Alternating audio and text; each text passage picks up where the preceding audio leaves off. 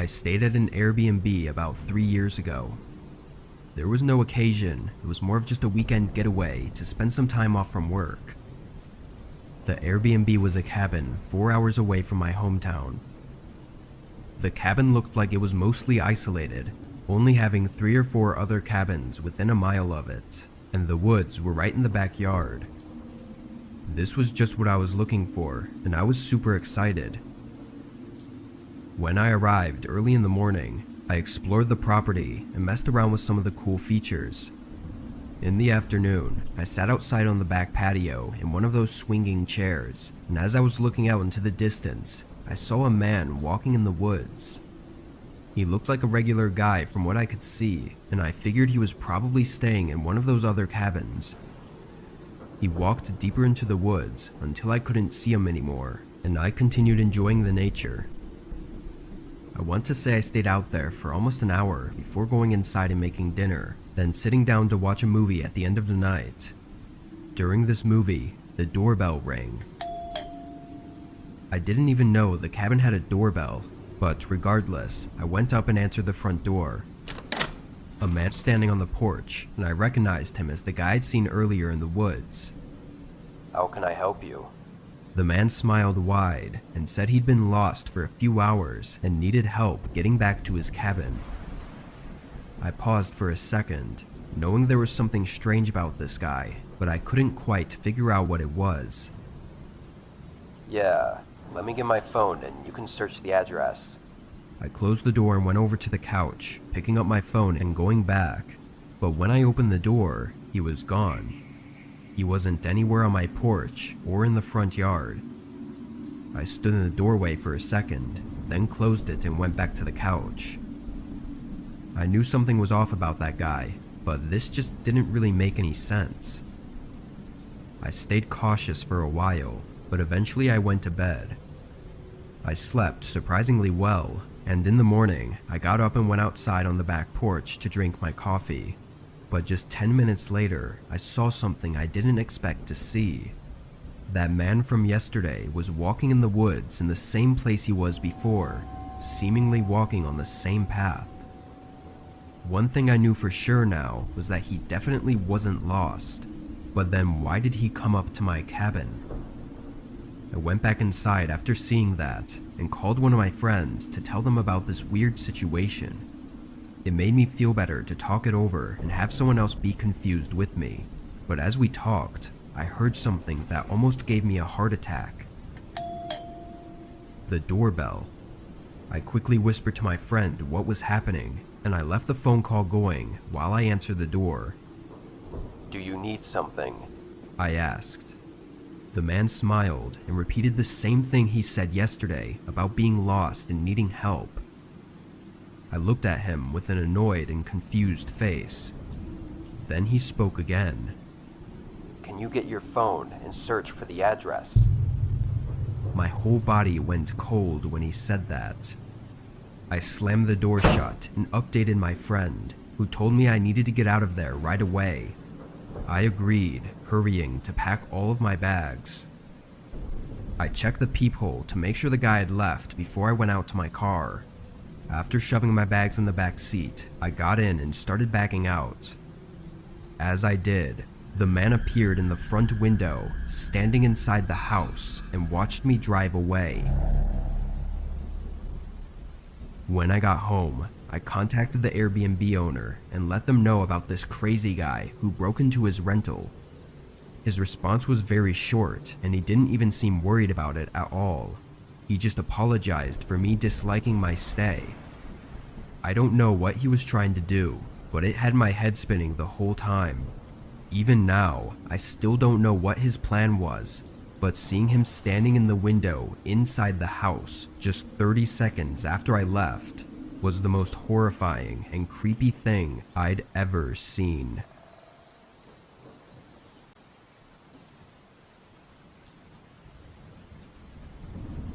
I'm 29, and I live along the Appalachian Range in lower West Virginia.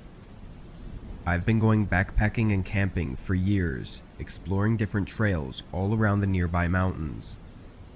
My best friend, who lived just a few miles from me, would often join me on these hikes. We usually planned one big trail every year in the fall, being anywhere from a few days to a whole week of backpacking and camping. In 2019, we planned to take a trail across the range to a small lake at the top of the mountains. In the days leading up to the trip, though, my friend had to call it off because of an emergency at his work. I'd already taken the whole week off of work and had everything ready to go, so I decided to just go alone. On Monday morning, I drove to a nearby trailhead, then started my route. This wasn't a regular recreational trail like you'd typically see on a 4-hour hike. These backpacking trails didn't have defined paths, so you have to use maps, compasses, and landmarks to navigate where you're going. Typically, there's a large landmark in the distance, like a specific rock formation that you hike toward, and when you get there, you can see your next landmark, and so on. I spent the first 2 days hiking toward a ridge in the mountains. When it got dark on the second day, I set up camp several hours from reaching the ridge. I pitched the tent and got a fire going, then heated up some of the food I brought in my bag. The sun had already set, and it was around 8 o'clock when I laid in my tent to rest and read. I left the fire going, planning to put it out before actually sleeping. 20 minutes into reading, and through the fire crackling outside, I heard the strong sound of a stick snapping right behind my tent. I jolted up. My first thought was a black bear, possibly having smelled the food I cooked earlier. I didn't hear anything else though. I crawled out of the tent and shined a flashlight into the tree line behind my tent. Nothing. I called out aggressively to scare away any predators, but again, there were no sounds of anything running away. It was really strange because the stick snapping was very distinct, definitely being from something stepping on it. I stayed outside the tent for a while, looking around constantly before putting out the fire and going inside. I found it really hard to sleep that night because I was so focused on listening for more sounds. In the morning, I was almost surprised to have even slept through the night. I packed my tent and everything else at the campsite, then continued along until I reached the ridge. From there, it was a straight shot to the lake. I was moving fast, trying to get there before dark so I wouldn't have to move my campsite again the next day. I arrived with about an hour to spare before sunset. The lake was beautiful, very much worth the hike. I walked around it, enjoying the scenery, then pitched the tent and set up my camp on the tree line beside the lake. As I sat by the fire, I kept turning around, hearing soft noises somewhere between the trees behind me. I figured I was just being paranoid, but it was really creepy. It almost sounded exactly like footsteps, but I knew nobody would be out here. I would have seen their tent when I walked around the lake. It was too dark at this point to see anything further than a few feet, so looking around wasn't an option anymore. An hour later, I got in my tent and laid down. Every few minutes, I would hear footsteps again. They were barely too quiet for me to tell for sure what they were though. Eventually, I got so tired that I fell asleep. And what I think was only an hour after I fell asleep, I woke up to the sound of someone running away from my tent. I jolted up and grabbed my flashlight, rushing out of the tent and looking in the direction of the footsteps. I saw the bare back of them running away in the distance. My heart was beating rapidly. I looked down and saw footprints all around my tent like they had been walking around me and searching the campsite. I tried to get the campfire going again as fast as I could so I could see better. I was terrified. I had nowhere to go and nobody to help me. I sat at the fire all night, keeping my head on a swivel, but I never saw or heard anything else. In the morning, I snapped a few pictures of the lake, then started the hike back. I had planned to stay for a whole day. I wasn't comfortable anymore, feeling like I was being followed. I was able to make it back without any more trouble, thankfully. But, along my journey, I began noticing several things missing from my backpack. Small things, like food, a few tools, etc., but I always had my bag with me. Even today, I wonder if whoever had been outside my tent that one night had actually snuck inside and stole from my bag while I was asleep. Even the thought of it makes my whole body shiver.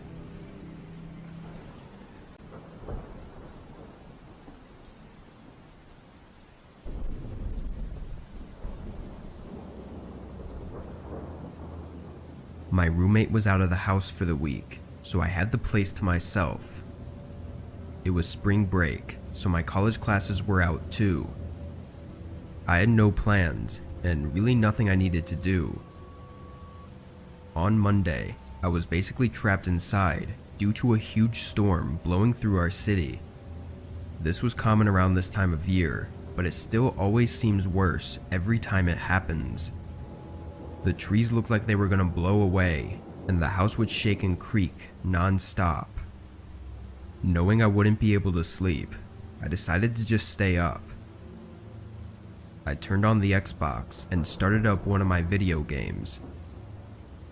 I played for well over an hour, probably until 11 o'clock, when the doorbell rang. I paused the game and got up, but then I remembered the whole storm and everything. Who would be outside right now? I went over to the front door and looked through the peephole. Nothing. I opened the door. The wind and water hit me right away, but when I looked around, I didn't see anyone. I closed the door and thought maybe the wind had somehow rang the doorbell. I don't know, it sounds dumb now, but what was I supposed to think? I went back to my game, but only a couple minutes later, I heard a huge crash in the backyard. Stuff tumbling over and breaking. I immediately knew it was our patio furniture and ran over to the back door. Everything was scattered around the yard, blowing around in the wind. I quickly put on my shoes and went outside. I started pushing each piece of the furniture up against the back of the house. The wind was so heavy, it would even hurt sometimes when the water would hit my face. I was rushing, going as fast as I could, until I saw someone. They were standing at the edge of the backyard, watching me. I looked back at them for a moment, but then grabbed the last piece of furniture and ran inside to escape the rain. I looked out the back door as I dried off, but the person was gone. Between that and the doorbell ringing, I was a little bit nervous. I sat in the living room, this time just scrolling on my phone because I was tired of being interrupted. After a while, I struggled to keep my eyes open. I got a blanket and laid down on the couch. I didn't feel like going upstairs, and the storm was much louder up there anyway. It took a while, but eventually, I drifted into sleep.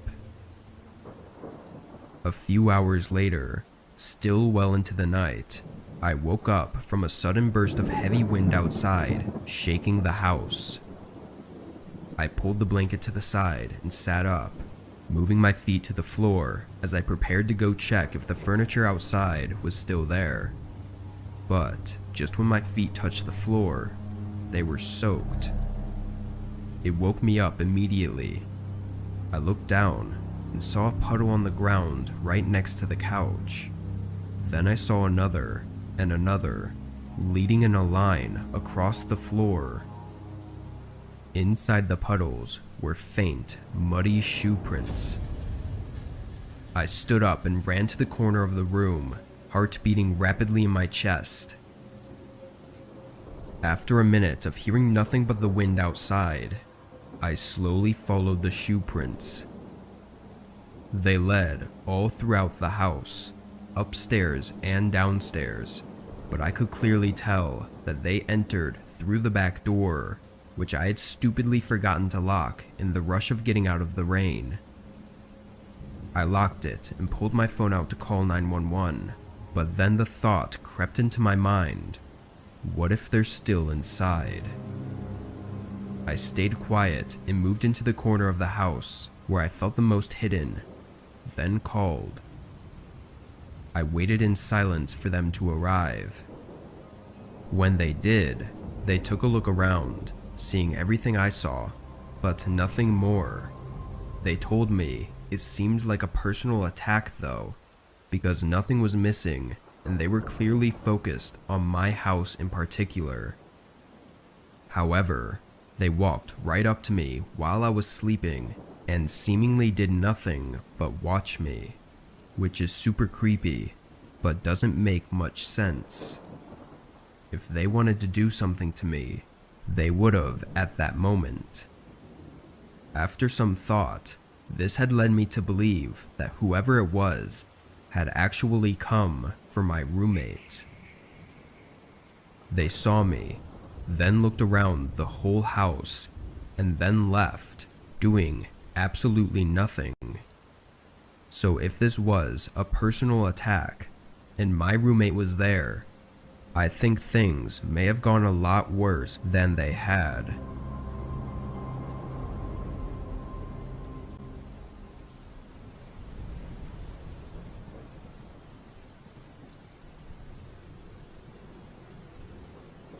I was house sitting for one of my best friends last year. They had a few lizards and some fish that I had to feed, along with a bunch of houseplants to water.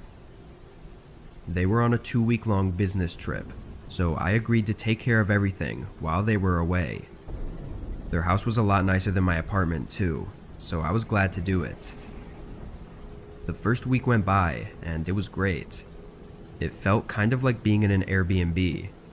But then one night, while sitting at the table in the kitchen, I heard a man cough right outside the house. It scared me because it was so close, being just outside the back door. I quickly walked over and turned on the outdoor lights to show that I was home. I waited a minute before looking out the window. Whoever was there was gone now, but why were they there in the first place? I stayed extra cautious for a while, but there was nothing else. It was a little past 7, and I had nothing to eat, so I went outside to go pick up some food, but as I was walking out, I noticed some footprints in the yard. The grass was pressed down, and there was a clear path they walked in. I followed them, going from the sidewalk to the back of the house, and then turning around and going back to the sidewalk. I got in my car and went out for food, but thought about it while driving. I couldn't come up with any reason someone would do that. It really just seemed pointless. When I got back to the house, I did a quick search for any more footprints in the grass, but didn't see anything. I went back inside and sat down to watch TV. After an hour, I was starting to get sleepy, so I shut it off and got in bed, sitting up on my phone for a bit. That's when I heard someone outside again. They were walking through the front yard. I listened as they went up to the front door, and then went around to the back door. I got up, more alert now, as I heard the back door shifting around like they were trying to open it. I went to the top of the stairs and flipped the light switch, turning on the downstairs lights. The person stopped. I walked down a few steps, then leaned over the railing and looked at the back door. Nobody was there anymore, and for some reason, that terrified me even more. Seconds later, I saw shards of glass flying across the living room as I heard a window shatter. From where I was standing, I couldn't see it, but I immediately ran upstairs and into the bedroom. I heard a few coughs, then the glass crunching as they stepped inside. As soon as they were in, everything turned to chaos. It was like they were pushing everything over, hitting and breaking things. I called the police, but I feared they wouldn't make it in time to help me. After a minute of destroying the bottom floor, the intruder ran up the steps and went into one of the spare bedrooms, doing the same thing. Then he came up to the bedroom that I was in. He tried opening the door, but I had locked it. Instead of leaving, he started smashing something against it, trying to break it down. One of the panels from the door nearly flew off, allowing them to reach in and open it. The man stepped in. He was wearing a face mask and a hoodie, and was holding a metal baseball bat. I was in the corner of the room, holding back tears as he looked at me in rage. But then he looked away and started smashing the walls and furniture all around the room. He didn't even acknowledge me. He just went around me, destroying the entire room in as little time as possible. Then he ran past me and went into the next room before he finally went downstairs and left the house. I stood in that same spot, frozen, until the police came. My friend came back early the next day to deal with the situation, but basically everything in the house was trashed and destroyed, but nothing was stolen. The police said it almost certainly had to be someone she knew that had something against her, but she couldn't think of anyone who would do this to her. I tried to give a description of the man, but he was fully covered, so I wasn't of much help. The most terrifying part was that the man just ignored me, confidently unthreatened by me. To this day, whoever that was hasn't been back to my friend's house, and their motive still remains unknown.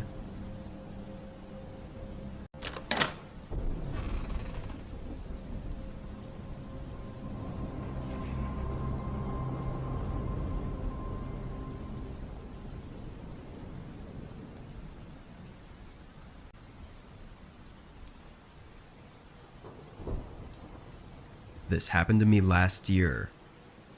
I worked at a gas station, which I know is very typical for these sorts of things, but when you actually work there, you never really expect anything to happen to you.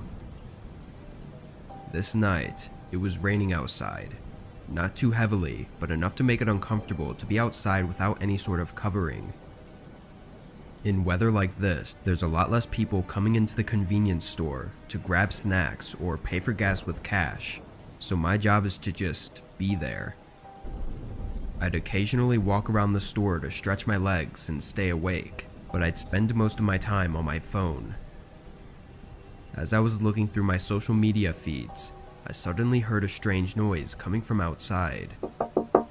It sounded like someone was tapping on the glass door. I looked up from my phone and saw a figure standing outside in the rain. It was a man, his face hidden by the hood of his jacket. I waved, showing he could just walk in and that the door wasn't locked. He didn't move though. He just kept tapping on the door as if he didn't see me.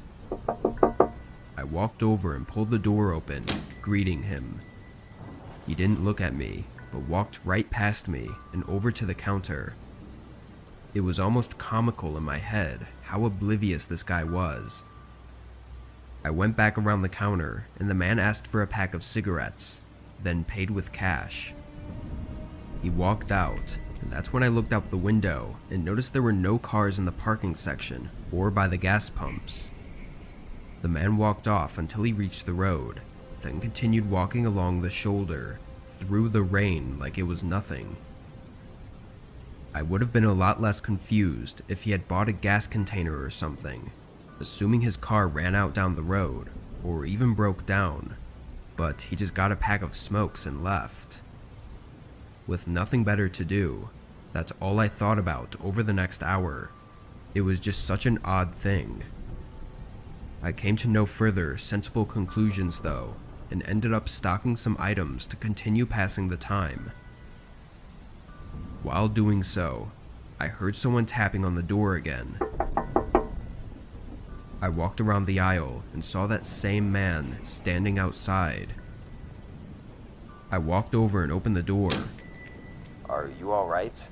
I asked. He didn't respond. You can borrow the phone if you need. I said, trying to offer any assistance. Down the road, he said. I peeked my head out and tried looking, but saw nothing in the distance. But then my gaze fell on a gas container sitting by one of the pumps. He pointed at it and said help, which was when I realized he probably didn't speak much English. I said sure and walked out to the pump with him. He handed me a credit card and I started pumping the gas into the container. The man was standing behind me, like he was trying to stay out of my view, which made me uncomfortable. Once the container was full, I quickly handed it over and started walking back, but the guy stopped me, grabbing my arm. He started speaking quickly, but I couldn't understand him. I pulled away and started walking back to the doors, but then he yelled something, like he was talking to someone else. And just as I reached the door, I saw a man on the other side of the counter, shoving everything into his backpack. He looked up at me and instantly jumped over the counter, but then everything went black. I woke up laying on the floor with a massive headache. It seemed to only be a couple minutes after the incident, and I almost immediately realized that the guy behind me had hit me over the head in an effort to help his buddy escape. I got the cops over and they took me to the hospital, but I had no serious injuries aside from a concussion and needing a few stitches. The worst part of it all is the embarrassment I felt afterwards, like I'd been played so easily and let them get away with it. Honestly though, I'm thankful that I got hit over the head and blacked out before anything else happened, because the CCTV footage showed the guy inside holding a gun. If I had tried to stop him, or even shown I was a threat in any way, I could have been put down and never woken up.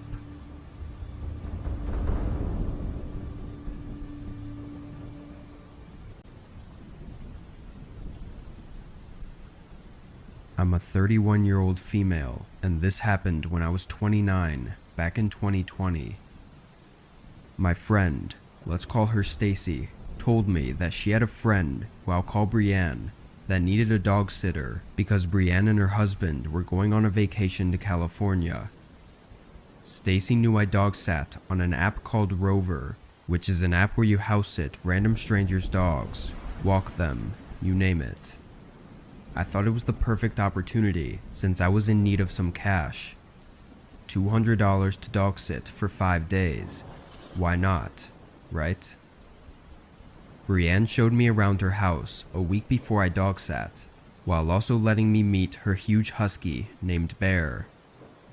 I'm not going to lie, it was a big husky, a little overweight too, but still adorable. Brienne told me that I was welcome to help myself to whatever food I wanted. The front door also included a lock where you punch in a number code to get in, so it was pretty secure. So, a week rolls around, and I showed up later on a Friday night, not too long after Brienne and her husband left the house to go to California. Things were pretty chill for the first 2 days.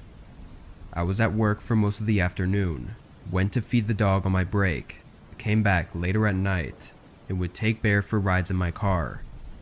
I stayed up late watching movies, and let Bear sleep by me when it was time to go to bed. Anyway, after work on a Monday night, I hear a knock at the door. I looked through the peephole, and it was a guy that looked like he was wearing a black police uniform. I thought it was a bit odd, but opened the door to see what was up. Hello, I'm looking for a George, he said. George? I thought. Oh, no, there's no George here. I'm dog sitting for a friend. I've been here since Friday. Looking back, it was pretty stupid to tell a random person at the door I didn't know that I was alone. Oh, okay. How long are you here? He said. Till Wednesday. I responded. Oh, that's cool. Okay, sorry to bother you. And then he left. I was slightly weirded out and locked the door. I texted Brienne about what just happened. She pretty much just said, "Oh, don't worry about it," and shrugged it off. I thought that was weird too. Things were normal again up until I went to bed Wednesday at midnight. As I was laying in bed, the thought kept coming to my mind that I should make sure the front door was locked. So I got up and checked it. Luckily it was, but I still had a weird vibe. I fell asleep, then woke up at 3:05 a.m. to the dog barking like crazy. It freaked me out a little. I thought someone had broken in. I got up and went to the living room, where I saw a bear was growling and barking at the front door. I looked through the peephole and saw the same guy, with another guy this time, standing there in security guard uniforms. At this point, I was creeped out. Why would the same guy come back when he knew I was alone? I didn't bother opening the door this time. Two guys I didn't know, dressed like security guards at 3 a.m. I made sure all the doors were locked. When I saw that they had walked off, I opened the door and didn't see any type of security car anywhere. I still have to think bear. I think his barking could have been what scared them off. I went back inside, then went to bed and fell asleep. I didn't bother telling Brienne because she was in Cali anyway. I'm glad to say I only stayed one more night after that. To this day, I still don't know who those guys were or what they wanted, and I haven't been back to dog sit since that incident.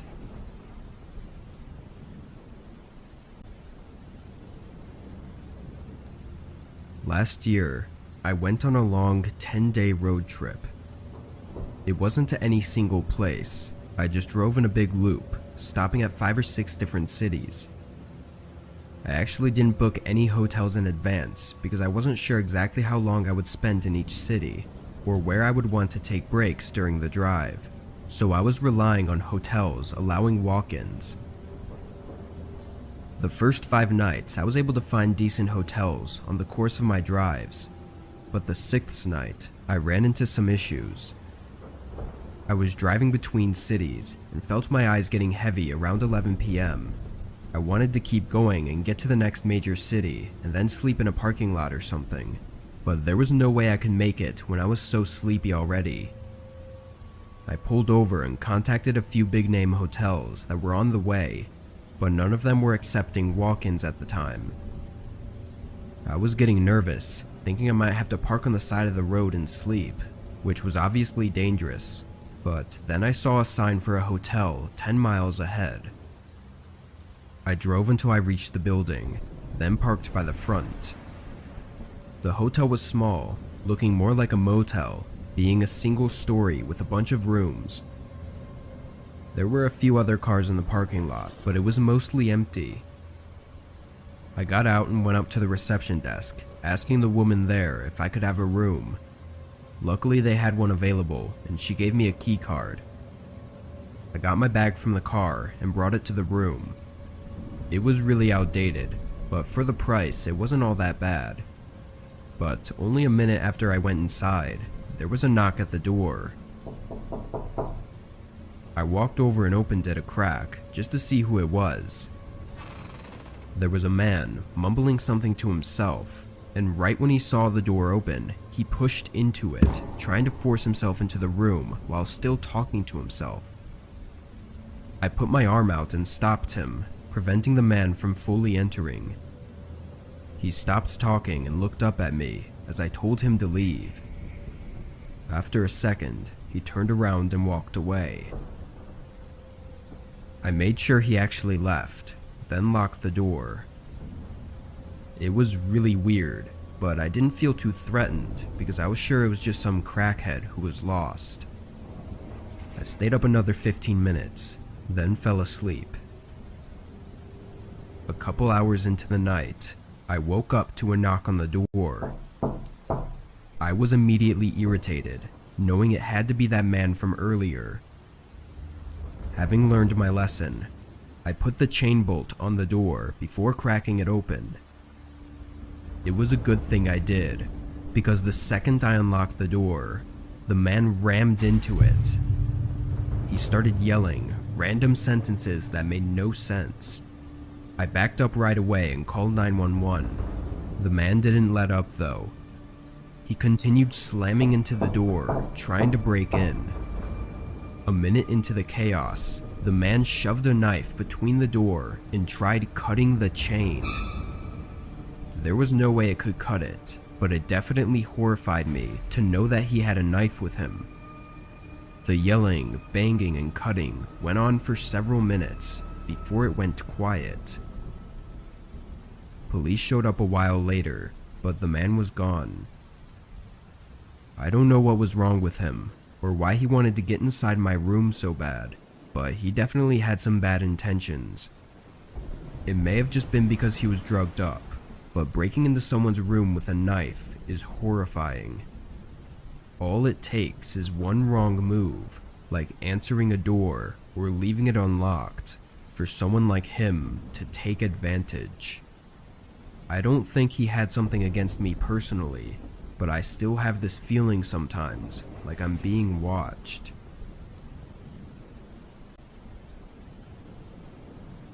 I moved across the state to a newly built house. My previous landlord decided he wanted to sell his house, so when our lease agreement was up, he kicked me out. I decided to also lease this new house, but I was honestly really excited for this place. As soon as I moved in though, I noticed my neighbor across the street staring at me several times within the first couple days. He was a middle-aged man, but didn't seem to ever be away from his house. I tried to brush it off, assuming that maybe he was just curious about the new person in the neighborhood, but the more I saw him, the more I realized there was something off about him. He never spoke to anyone, he never smiled, and he never left. He just stayed in his house, watching. I would catch glimpses of him through my window and see him standing in his driveway at odd hours of the night. It was starting to freak me out. One night, as I was settling in for bed, I heard a noise outside. It was a scraping sound, like someone dragging a heavy object across the ground. I peeked out the window, and there was my neighbor, dragging what looked like a large ladder across his lawn.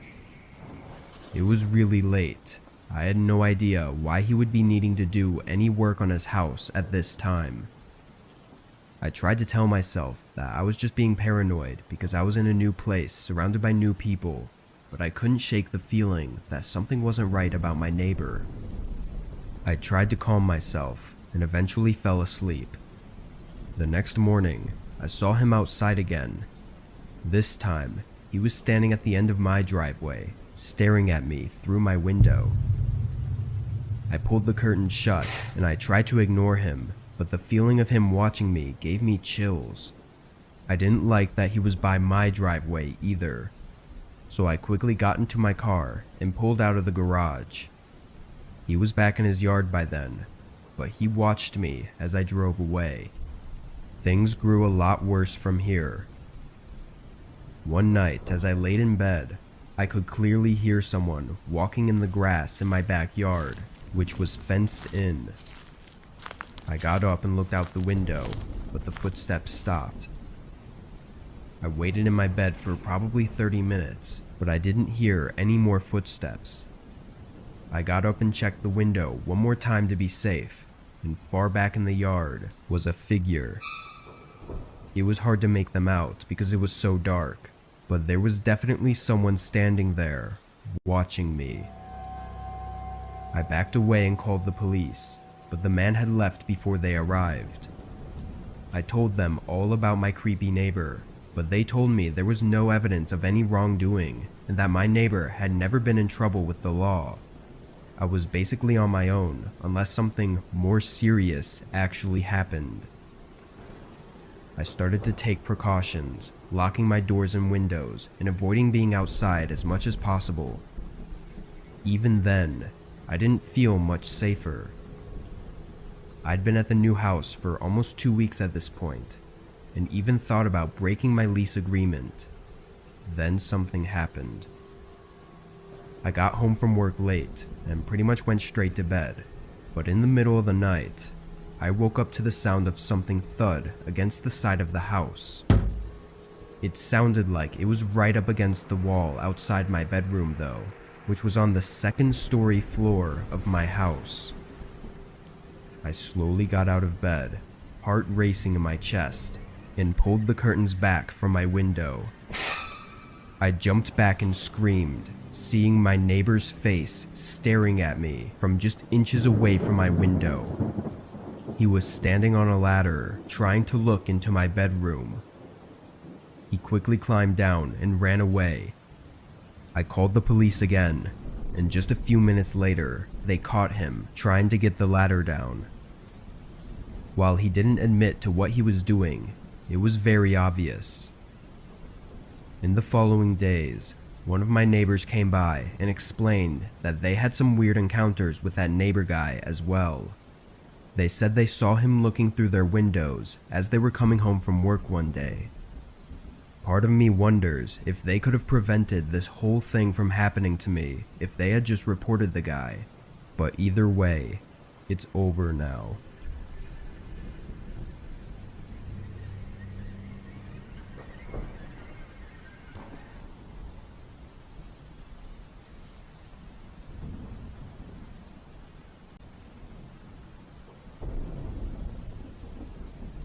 I lived with my older brother for about 4 years after I finished school.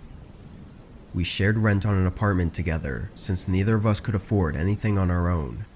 But during the 4th year, my brother started making better money and he planned to move out once the lease came to an end. I wasn't making a lot, so I knew I couldn't afford to pay for the apartment alone.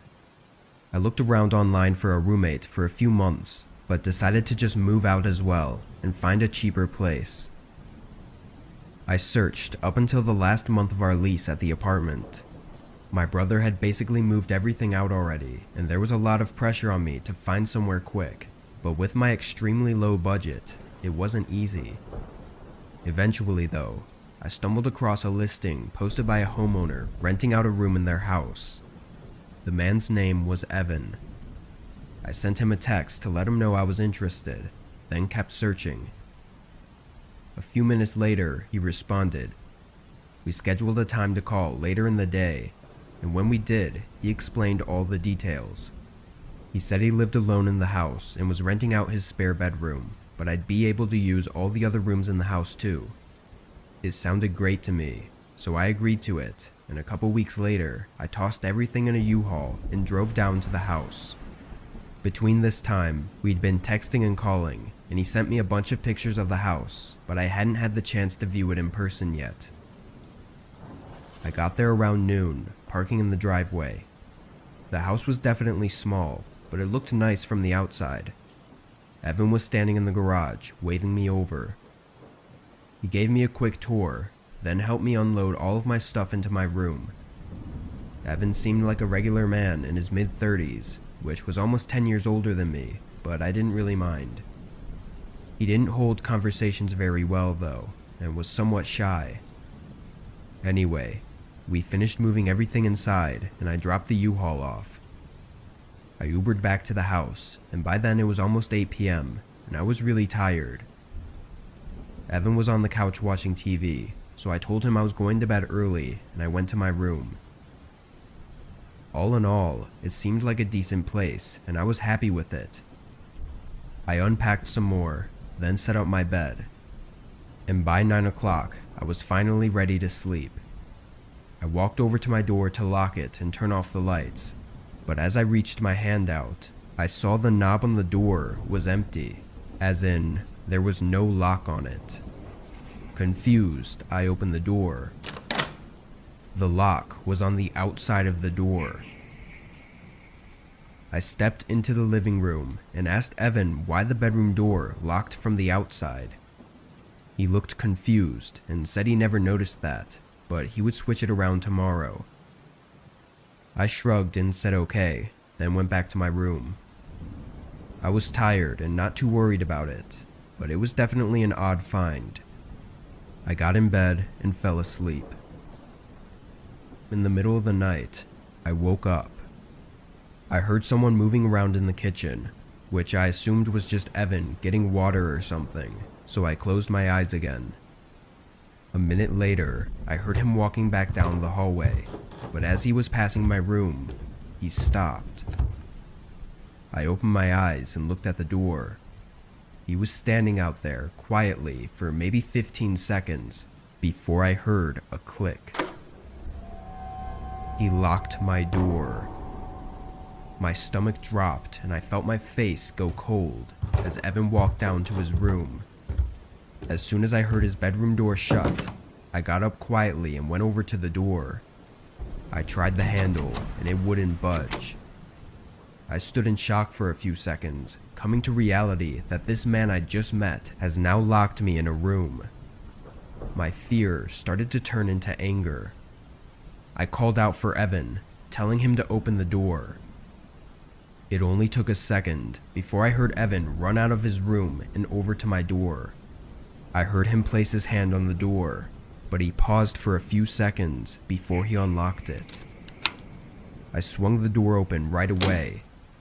What the fuck was that? I confronted him.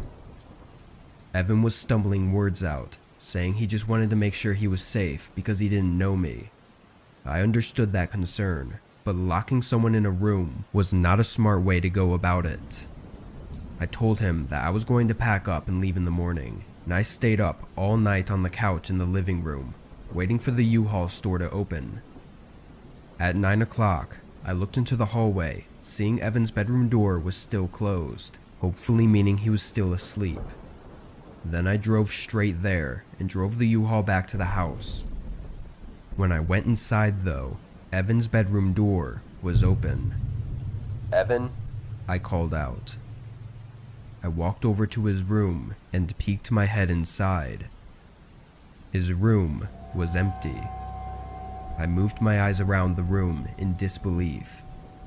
Seeing as things were only getting weirder, I backed out and got straight to moving my stuff. I powered through 2 hours of moving boxes and taking apart my bed. I only had 2 boxes left. I ran inside and picked up another, then rushed to the front door until Evan appeared in the doorway. Move, I said. He stared at me, emotionless. After a few seconds, he stepped aside. I hurried past him and shoved the box in the U-Haul. The last box was half full of random food I kept from my old pantry at the apartment. I decided to just leave it. Evan was freaking me out, and I wanted to get away from him as soon as possible. I started closing the back of the U-Haul before Evan interrupted. You forgot this. He held out the last box. Oh, yeah, thanks. I grabbed it from him and climbed back in the truck. I felt him watching me as I stacked the box, and when I turned, he had his hand on the door. He started pulling it down, trying to close me in. I was able to stop him before the door was even halfway down. I shoved him on the ground, but he got up and ran, not in the house, but off into the trees away from the house. I didn't know what to think, but I didn't care. I quickly shut the back door and drove away. My brother was nice enough to let me stay with him until I found a new place. I don't know what happened at that house, or what would have happened, but there was definitely something very wrong going on.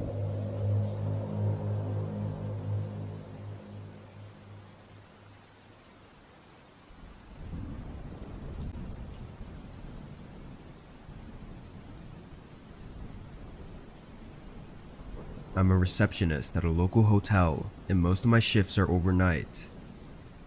I'm in charge of the front desk, and my main responsibilities are to check in guests, answer phone calls, and keep an eye on the security cameras. It's usually a pretty quiet job, since our hotel isn't the biggest or busiest. This night, the hotel was mostly empty. There were only a few guests staying with us. I was sitting at the front desk on my phone when I saw a man start walking towards the doors outside. I stood up and greeted him when he came inside. He looked up at me with bloodshot eyes and said, "I need a room for the night." He was definitely high on something, but regardless, I checked him in and gave him a key to his room. It was standard to allow walk-in bookings when the hotel was less than 75% full. He started walking toward the elevators, and I sat back down and pulled my phone out. A few hours later, I was sitting at the front desk when I heard a noise coming from the hallway. It was a thump sound, like a door trying to be forced open. I got up and walked around the corner to the end of the hallway. The man I checked in a few hours ago was standing there, trying to open up one of our maintenance doors. "Can I help you find something?" I asked. He looked over at me with those creepy eyes. I asked again, but he just stared at me. I wasn't really sure what to think. Maybe he was really high and looking for the vending machine or something. I don't know. I didn't want to anger the man though, so I went back to my desk and forgot about it. A good amount of time passed with no activity. No sounds from any of the rooms, nobody entering the building or walking through the halls.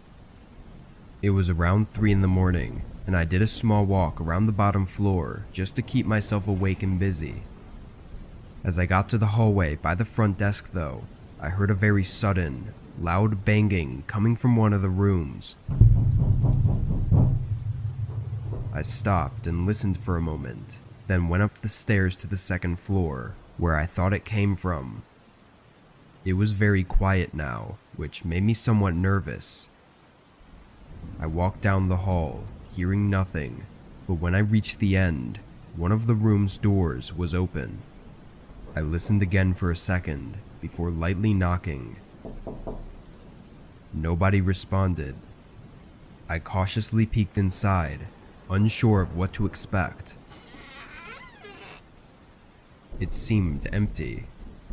I wasn't comfortable walking all the way inside though, so I couldn't really look around, but I was sure nobody was inside. I closed the door and looked at the room number. 112.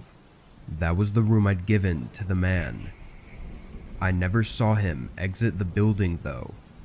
I quickly walked back down to the front desk.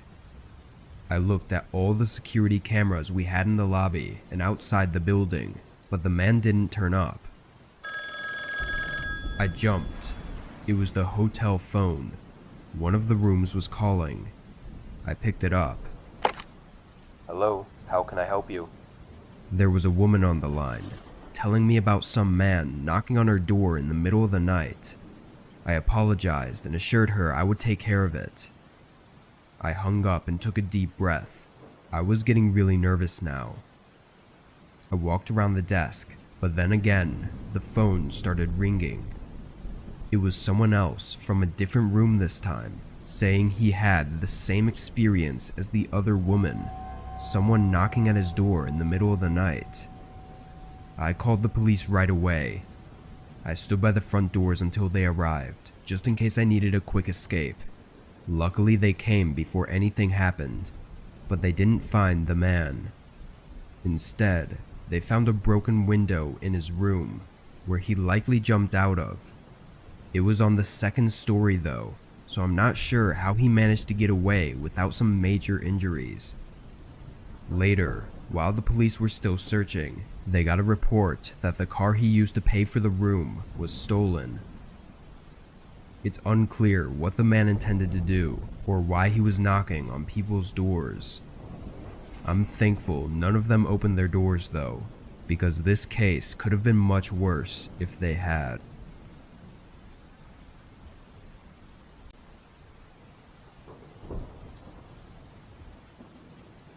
This happened to me a couple years ago, after I just rented and moved into a new house. The first week went by quick with no issues at all. I unpacked, bought some new furniture, and got everything set up the way I wanted.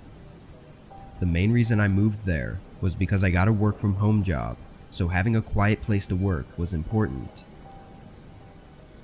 This house was far from others and gave me a peaceful work environment. One morning, after making breakfast and sitting down to work, I got a knock at the front door. I walked over and answered it. It was my landlord. He was smiling and asked me how I was doing. Yeah, I'm doing good, thank you. I said, still unsure why he was here. He tried to make small talk for a minute before saying he was just checking in on me, and then he left. I went back to work, but that was definitely weird. I didn't mind him being friendly, but he could have just texted me instead of randomly dropping by the house. The rest of the day went by, and I'd forgotten about it. After dinner, I went for a walk around my street. My neighbors' houses were well spread out, so I never actually got a chance to see the other houses in the neighborhood. I walked for maybe half an hour, then turned back. As I rounded the corner toward my house, I saw a car parked on the side of the street. It wasn't directly in front of my house, but there weren't any other houses nearby. When I walked up and passed it, I realized it was the same car my landlord had in the driveway when he was showing me the house, but there was nobody in the car. I hurried up the driveway and went inside. I looked out the windows, trying to see if he was in the yard or something, but I didn't see him. I wasn't scared really, but just uncomfortable and weirded out by the situation. I had just walked around the whole neighborhood, so I didn't know where else he could even be other than the house. After a while, I stopped looking because I wasn't seeing anything. Another hour or so went by until a knock came from the front door. Looking out the peephole, I saw it was my landlord again. I sighed in annoyance and opened the door. He was smiling again, asking how I was doing. Yeah, I'm still good, thanks. Can you just make sure to let me know when you plan on dropping by next time, though? I said politely, trying not to be rude. He apologized and said he just wanted to make sure I was happy with the place. I smiled and said I had to get back to work, then shut the door. Something about that interaction, the way he talked and the way he looked at me, was just really creepy. Obviously the guy didn't understand social cues, but I don't know, he just rubbed me the wrong way. I went to bed that night, thinking of the best way to tell him I want to be left alone. He was my landlord, and this was technically his house, but there are rules they have to follow when renting it out. I fell asleep, still unsure of what to do, but I was woken up not long after. It was well past midnight when a knock at my door forced me up. I turned on the lights and went downstairs, the whole time thinking that if it was the landlord again, I would be furious. I checked out the peephole, and sure enough, it was him again. I swung open the door. What are you doing here? You can't be here right now. You need to leave. I said strictly, barely holding back my anger. That's when I saw he was holding a duffel bag. He explained that there was an immediate repair he needed to do on the pipes in the basement. he said he had an alarm hooked up on his phone that went off saying there was a minor gas leak. None of the alarms actually went off in the house though, so this was really suspicious. I told him I'd just call someone in the morning and went to close the door when he suddenly forced his body inside, pretending to not notice I was closing the door. I just stood there now, not knowing what to say or do. He looked at me fully in my house and smiled. It'll only take a minute. He put down the duffel bag and asked me to follow him so he could show me the problem with the pipe. He opened the basement door and started walking down, and I hesitantly followed down a few steps before I thought of something. Hold on. I'm gonna go get my phone so I can take pictures of it. I'll be right back. I said, hurrying back up the steps. Thankfully, he stayed. I rushed to my room and got my phone and keys, then went to the front door. But before I left, I quickly went over to the duffel bag and opened it just to make sure I wasn't wrong. Inside the bag, there were no tools. At least, not normal ones. I didn't know what they were, and I didn't have time to figure it out. I heard him coming back up as I rushed out of the house and into my car, driving away. I called the police as I drove to a parking lot nearby. What happened after this still bothers me every day. My landlord was still there when they showed up. However, the duffel bag he came with was not. They never found it. Through everything, all that ended up happening was I was able to move out without having to pay the fee of breaking the lease.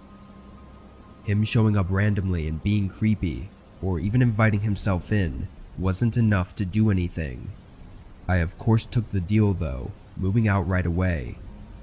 But, in the back of my mind, I know he's out there, probably doing whatever he was going to do to me, to someone else, and there's nothing I can do about it.